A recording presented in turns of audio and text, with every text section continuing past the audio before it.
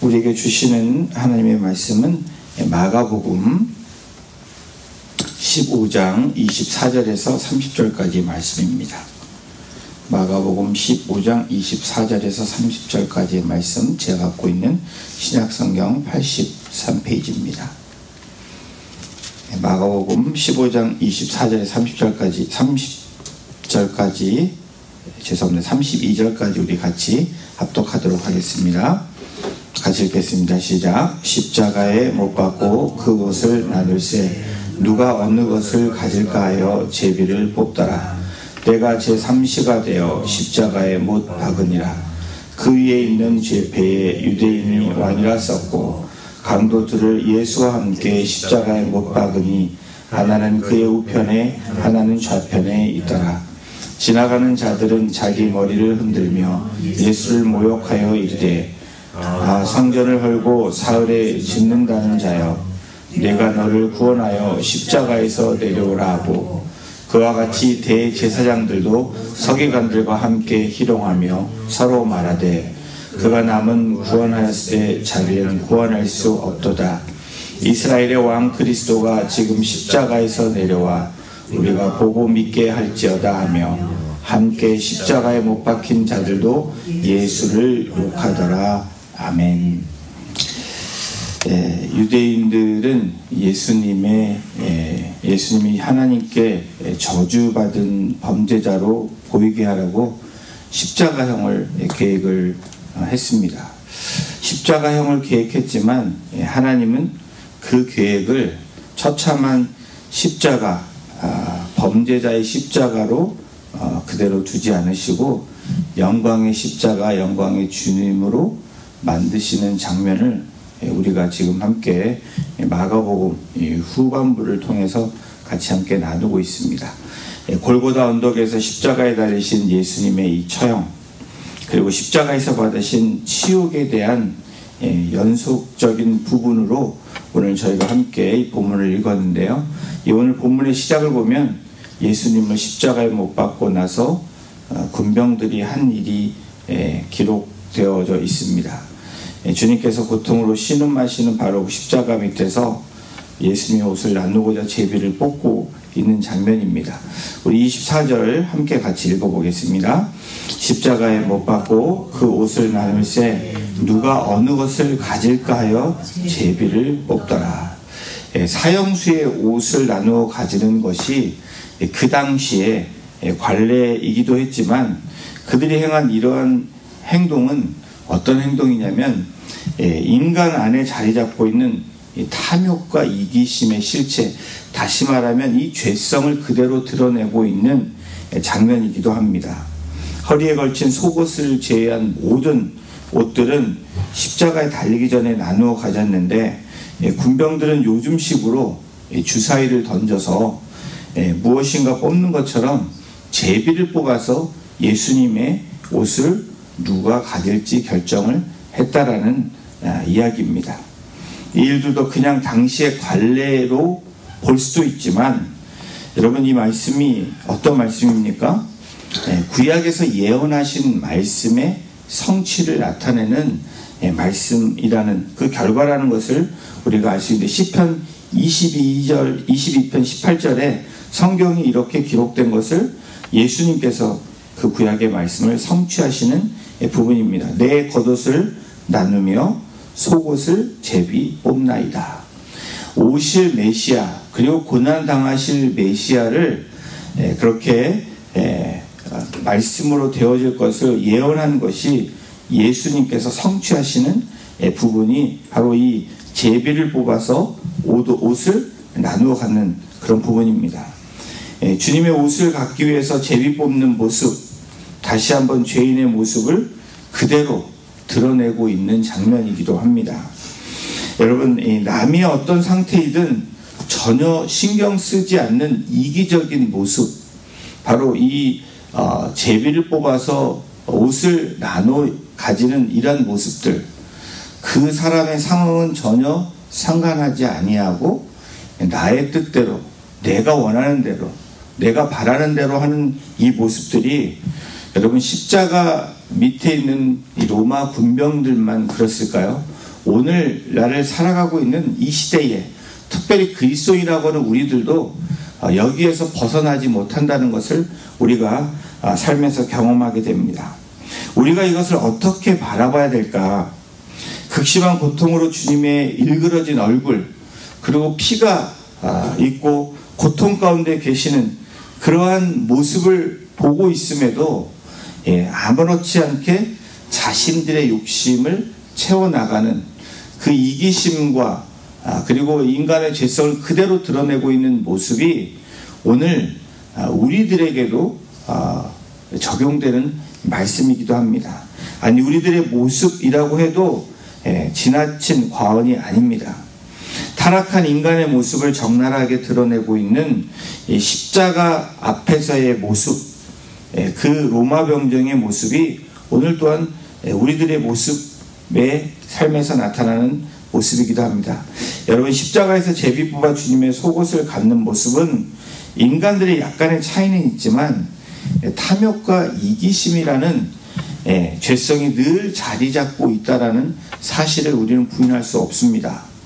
우리가 주님을 의지하고 주님을 찬양하고 또 주님의 말씀대로 살아간다고 하지만 지금 여전히 우리의 안에 있는 이 죄성이 우리를 괴롭게 하고 또 우리 안에 자리 잡고 있어서 우리의 속성을 드러내고 있다는 것을 오늘 이 본문을 통해서 우리에게 다시 한번 말씀해 주고 있는 겁니다.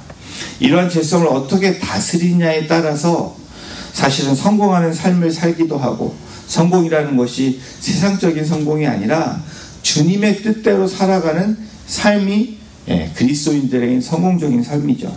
바로 이 죄성을 어떻게 우리가 다스리냐에 따라서 성공이 되기도 하고 실패하는 인생이 된다는 것을 우리에게 알려주시는 장면이기도 합니다. 주님의 십자가 사건은 우리에게 무엇을 말씀해주고 있을까요?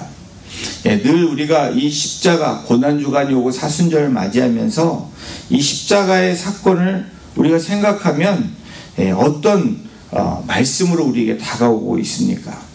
이기적인 모습과 반대로 이타주의를 가르치신 예수님, 그 삶의 모습을 그대로 행함으로 우리에게 증거가 되신 예수 그리스도의 그 삶을 기억하는 것이 이 사순절을 맞이하는 저와 여러분들의 삶의 모습이 되어야 될 것입니다.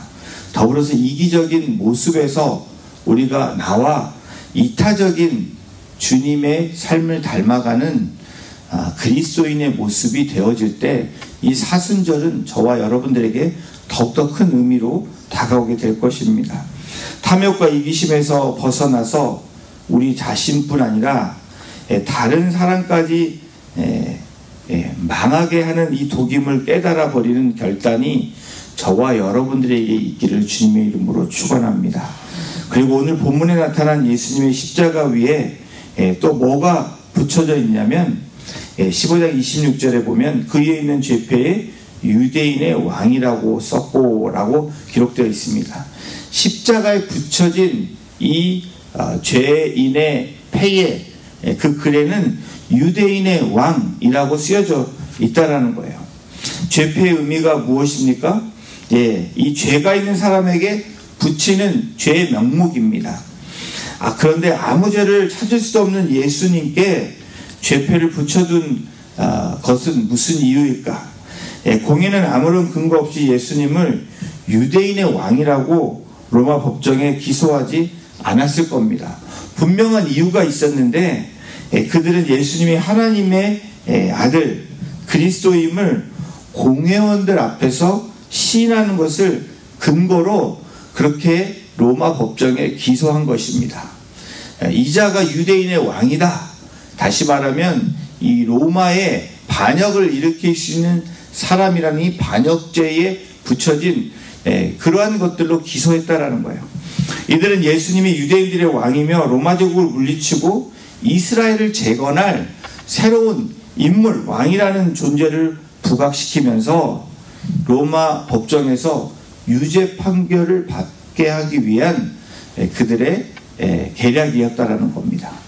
우리가 알 수 있는 분명한 사실은 빌라도나 로마 군인들은 예수님을 모욕하기 위해서 죄패로 유대인의 왕이라는 이 죄의 명목을 붙여 놓습니다. 예수님이 유대인의 진정한 왕이라는 것을 어쩌면 그들은 비꼬아 이렇게 얘기했을 수도 있지만, 분명한 것은 이것을 통해서 예수님의 십자가 사건을 통해서 예수님이 누구이신지를 나타내는, 선포하시는 장면이기도 합니다. 인간은 이런 죄로 이렇게 만들어가지만 이것을 통해서 하나님은 하나님의 역사를 이루어 간다는 것을 이 십자가 사건을 통해서 우리가 볼 수 있는 부분입니다. 무력으로 군림한 이 땅의 왕들과는 다르게 어떤 모습으로 예수님이 십자가에 있는지를 우리는 바라봐야 됩니다. 골고다 언덕의 십자가 중앙에는 유대인의 왕이라고 죄패가 쓰여져 있습니다. 그러나 십자가를 지신 예수 그리스도, 그 좌편과 우편에는 누가 있습니까? 왕의 우편과 좌편에 가장 높은 신하들이 있는 것과 같이 그 왕이신 유대인의 왕인 예수님 좌편 우편에는 강도들이 같이 달려 있는 사실입니다. 15장 27절을 보십니다. 강도들을 예수와 함께 십자가에 못 박으니 하나는 그의 우편에 하나는 좌편에 있더라. 세상의 왕과는 다른 모습, 바로 처참한 왕의 모습을 십자가에서 우리는 바라보게 됩니다. 유대인의 왕이라면 가장 높은 신하들이 좌우에 있어야 되는데 좌우에 있는 사람들은 강도들이라는 것을 우리가 오늘 본문을 통해서 다시 한번 보게 됩니다. 이들에 대한 정확한 인적 사항은 없습니다. 그들이 무슨 죄를 졌으며 어떻게 산 사람인지 백그라운드는 사복음서에 나오지 않지만 분명히 알 수 있는 예수님의 좌측과 우측에 있는 사람은 죄를 지어서 마땅히 죽어야 되는 죄를 범했다는 사실이 그 당시에 문화적으로, 그 당시에 법적인 내용으로 볼 때 그들이 그러한 죄인이라는 것을 우리가 알게 됩니다. 이 모습은 이 땅에 만유의 왕으로 오신 왕의 모습과는 완전히 다른 모습을 우리가 보게 됩니다. 예수님의 제자들 중에서도 어떤 모습이 나옵니까? 그 어머니가 예수님께 와서 우리 아들, 우리 둘이 있는데 한 명은 좌편에 한 명은 우편에, 야고보와 요한을 얘기하죠. 예수님의 왕으로 임하실 때 한 명은 좌편에 한 명은 우편에 앉혀달라고 그렇게 부탁하는 장면을 우리가 사복음서에서 보게 됩니다. 이전에 그런 모습을 요청했던 이 제자들의 어머니, 그러나 그때의 제자들은 주님의 좌편과 우편에 달려있지 않다라는 것을 우리가 알게 되죠. 이런 가운데 이제는 십자가를 지나가는 사람들이 등장을 합니다. 마가복음 15장 29절 30절인데요. 우리 함께 같이 읽어보겠습니다. 시작. 지나가는 자들은 자기 머리를 흔들며 예수를 모욕하여 이르되 성전을 헐고 사흘에 짓는다는 자여, 내가 너를 구원하여 십자가에서 내려오라 하고 군병들의 모욕, 그리고 저주, 희롱, 그 유대인의 왕이라고 선포되었던 예수님께서 이제는 어떻습니까? 지나가는 무리들이 한결같이 머리를 흔들면서 예수님을 경멸하고 있는 장면이 오늘 우리들에게 읽혀지게 합니다. 여러분, 예수님을 경멸하는 태도를 보여주는 장면이 29절 30절입니다. 어쩌면 무리들은 예수님이 과대망상에 걸려서 사로잡혀서 사람들을 혼란에 빠뜨린 아주 죄인 중에 죄인이라고 생각했을지 모릅니다. 아무 능력도 없는 사람이 마치 대단한 능력을 가진 사람처럼 포장해서 그렇게 사람들을 속여서 이제 십자가에 달리는 극한 죄인으로 처형당했다라고 생각했을지도 모릅니다. 분명히 지나가는 자들 중에서 예수님의 공생의 사역 가운데 예수님이 베푸셨던 기적과 이적을 보았던 그 중에 있었던 사람들도 분명히 있었을 것입니다. 그런데 이들의 반응과 태도는 어떤 모습입니까? 신뢰하지 못하고 머리를 흔들었다. 여러분, 머리를 흔들었다라는 의미가 뭘까요? 저 사람은 안 돼, 쯧쯧 이렇게 생각했을 거랍니다. 생각하고 모욕하는 존재의 모습을 오늘 우리가 본문에서 보게 됩니다. 로마 군인들의 조롱이 오늘 본문에서 읽혀집니다. 또 좌우에 있는, 오늘 본문에 나오지 않지만 공관복음에 보면 강도들 중에서 한 명이 예수님을 저주하는 모습이 나옵니다. 또 지나가는 사람들의 조롱이 오늘 본문에도 등장합니다. 그리고 마지막으로 유대 종교 지도자들의 조롱이 또 등장을 하는데 31절 32절을 우리가 함께 같이 읽어보겠습니다. 시작. 그와 같이 대제사장들도 서기관들과 함께 희롱하여 서로 말하되 그가 남은 구원하였을 때 자기는 구원할 수 없도다.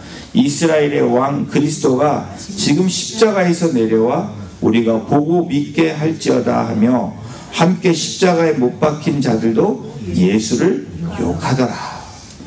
강도에 욕하는 장면이 나오죠. 백성들의 영적 지도자로 불리는 이 종교 지도자들, 이 대제사장들, 말씀을 가르치고 그 법을 지켜 행하는 이 서기관들, 이 사람들이 함께 예수님을 조롱하고 있는 장면입니다. 예수님은 그토록 오랫동안 고대하던 메시아로, 예수님을 메시아로 받아들이기는커녕 이 메시아를 조롱하고 있는 이들의 모습입니다. 예수님을 십자가 못 박아 정죄하는 마침내 마침표를 찍는 이 종교 지도자들, 우리가 여기서 볼 수 있는 부분이 뭐죠? 말씀을 아는 사람들이 정말 깨어있지 않으면 이렇게 될 수 있다라는 것을 말씀해 주고 있는 부분입니다. 지나가는 세상 사람들, 잘 모르는 로마 군인들, 그리고 죄인으로 서 있는 강도들, 이런 사람들보다 오히려 이 마지막에 등장하는 이 사람들, 뭐라고 얘기합니까? 그가 남은 구원하였을 때 자기는 구원할 수 없다 라고 단정 짓고 있습니다. 이들이 무엇으로 조롱을 합니까? 자신도 구원하지 못하는 주제에 남을 어떻게 구원하겠느냐 라고 조롱하고 있는 겁니다.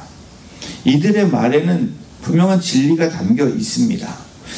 자기를 구원할 능력이 없어서 어쩔 수 없이 십자가에 달려 돌아간 것이 아니라는 그 증명을 이들의 입을 통해서 선포되어지고 있는 겁니다. 죄로 인해서 멸망할 수밖에 없는 그 밑에 있는 사람들, 바로 십자가 아래에 있는 지나가는 사람들뿐 아니라 이방인 로마인들, 그리고 옆에 달린 죄인 중에 최고의 죄인들이 그들을 바라보시면서 무엇이라고 말씀을 하고 계십니까? 묵묵히 십자가를 지시는 예수님을 오늘도 우리는 묵상해야 된다는 거예요. 예수님 자신 스스로 십자가에서 내려오실 수 있는 분이십니다. 그 능력이 있지만 그렇게 하지 않으신 이유가 무엇입니까? 죄로 인해 멸망할 수밖에 없는 그들을, 예수님이 내려왔다면 그들이 구원받을 수 없는 자들이죠. 그런데 그들을 위해서 묵묵히 그 십자가를 지시고 그 조롱을 참아내신 예수 그리스도를 오늘 우리는 만나야 되고 묵상해야 되고 우리의 자아를 내려놓는 훈련이 우리에게 필요하다는 겁니다. 주님께서는 고통의 길을 묵묵히 걸어가셨습니다. 오늘 어쩌면 이 아침에 그 길을 걸어가야 되는 우리에게 주시는 하나님의 말씀이기도 합니다. 온갖 조롱을 다 당하셨습니다. 주님처럼 가지가지의 사람들을 통해서 조롱당하신 분도 없을 거예요. 로마 군인들로부터 시작해서, 그리고 옆에 정말 죄인 중에 죄인인 이 강도들에게, 그리고 지나가는 사람들에게, 그리고 하나님의 말씀을 안다라고 하는, 어쩌면 더 메시아가 누구인지를 알리고 그 메시아를 전해야 되는 사람들, 그 사람들까지도 예수님을 조롱했다라는 겁니다. 그런데 이 묵묵히 가신 그 길, 조롱을 다 당하신 그 이유가 무엇일까? 여러분, 그 이유는 말씀을 성취하기 위함입니다. 하나님의 뜻을 이루기 위함입니다. 구약의 말씀을 성취하시기 위한 그 미션을 예수 그리스도 우리의 구원자가 되신 주님은 묵묵히 그것을 이루셨다라는 거예요. 오늘 우리에게 주시는 이 말씀이 무엇입니까? 왕으로 선포하시며 온 인류를 구원하시기 위해서 자신을 기꺼이 십자가에 달리시고 조롱을 참으신 그 주님의 이 모습을 보면서 저와 여러분들이 가야 되는 길이 어떤 길인지 분명하게 오늘 말씀해 주고 계시다는 겁니다. 사랑하는 성도 여러분, 구원과 승리의 영광은 고난을 통해서만 얻을 수 있다는 것을 우리에게 오늘 말씀해 줍니다. 그냥 영광이 그냥 되어지는 것이 아니라 여러분, 예수 그리스도를 우리의 구원자로 영접한 저와 여러분들이 가야 되는 그 길은 여러분 꽃밭이 아니라는 겁니다. 끝에는 꽃밭으로 들어가는 그 길로 우리가 가는 가시밭길을 가야 되는 것이고 돌밭을 지나가야 되는 것이고 저와 여러분들이 가야 되는 그 길은 바로 고난의 길이라는 겁니다. 왜 그렇습니까? 이 고난을 통해서만 영광을 우리가 취할 수 있기 때문에 그렇습니다.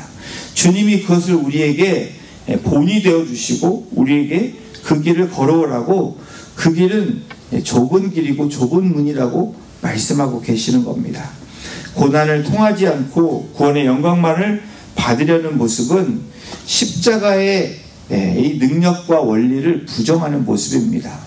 오늘 여기에 나타나는 조롱하는 사람들의 모습이 어쩌면 이 세상의 사람들, 어쩌면 그 무리들 중에 저와 여러분들이 있는지도 모릅니다. 로마 군인들처럼 또 강도처럼 지나가는 사람들처럼 종교 지도자들처럼 자신의 욕구대로 예수님을 대하는 저와 여러분들이 되지 않기를 주님의 이름으로 부탁을 드립니다. 오늘 주님의 영광스러운 왕으로 등극하셨던 그것을 생각한다면 그 고난은 저희가 갖고 가야 되는 또 우리의 길이라는 것을 말씀해 주고 계십니다. 사랑하는 성도 여러분, 주님의 그 십자가는 어떤 십자가입니까? 저주인 것 같지만 영광의 십자가입니다. 왜 그렇죠? 저주받은 사람을 구원하기 위한, 또 그것을 통해서 하나님의 영광을 나타내는 십자가라는 거예요. 오늘 우리 가정에서 어쩌면 그 고난의 길을 걸어가야 되는 분들이 계십니다. 또 직장에서 그러한 고난의 길을 걸어가야 되는 그 길들이 있습니다. 또 우리의 신앙생활에서 여전히 우리가 주님 때문에 조롱거리가 된다면 기꺼이 받아들여야 되는 아름다운 영광의 면류관이라는 것을 기억하며 나가는 저와 여러분이 되시기를 주님의 이름으로 축원합니다. 그래서 오늘 하루도 이 십자가, 바로 이 사순절의 십자가를 묵상하면서 우리가 그 무리들이 되지 아니하고 예수님처럼 닮아갈 수 있는 그런 복된 삶이, 그렇게 실천되어지는 삶이 오늘 삶 가운데 이루어지시기를 주님의 이름으로 다시 한번 축원합니다. 기도하시겠습니다. 주님, 감사합니다. 그 고난의 십자가, 그 고통의 십자가를 묵묵히 지셨던 주님을 묵상하며 그 십자가에서 내려오실 수 있는 능력이 있으시지만 나를 위해서, 또 강도를 위해서, 지나가는 사람들을 위해서, 하나님의 말씀을 안다고 하지만 여전히 죄 가운데 있는 종교 지도자들을 위해서, 그들을 위해서 묵묵히 그 조롱을 참아내시며 십자가에서 피 흘리시며 죽기까지 사랑하셨던 그 주님의 사랑을 오늘도 다시 한번 우리가 우리의 마음에 되새기며 묵묵히 걸어가는 작은 예수의 삶이 되기를 주님 소원합니다. 우리 가정에서, 일터에서, 그리고 우리의 일상의 삶에서 오늘 주님이 가셨던 그 길, 또 주님이 고난 가운데 계셨던 그 주님을 묵상하며 오늘 우리의 어려움이, 또 우리의 고난이, 우리가 다가오는 문제들이 문제가 되지 않고 오직 주님 앞에 내어놓으며 영광의 길로 걸어갈 수 있는 복된 그리스도인의 삶이 되어줄 수 있도록 우리 성도님들 한 분 한 분을 주장하여 주시고 인도하여 주시옵소서. 감사드리며 예수님의 이름으로 기도드렸습니다. 아멘.